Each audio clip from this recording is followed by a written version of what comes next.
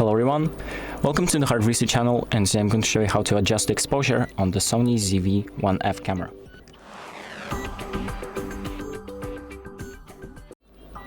So the first thing that we're going to do is make sure that our camera isn't in intelligent mode. So you have shooting modes, and if you have intelligent mode enabled, you will not be able to change the exposure.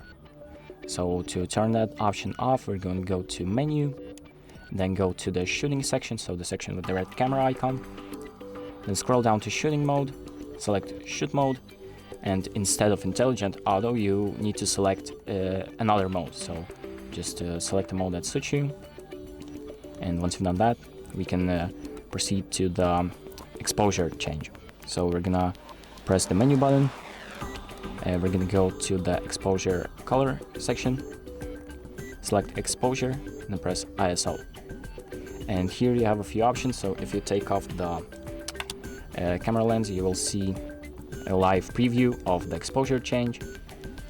So just select the option that you want, the option that suits you the best. And once you've done that, you can exit out the settings and your options will be saved automatically. So that's about it. Thank you for watching.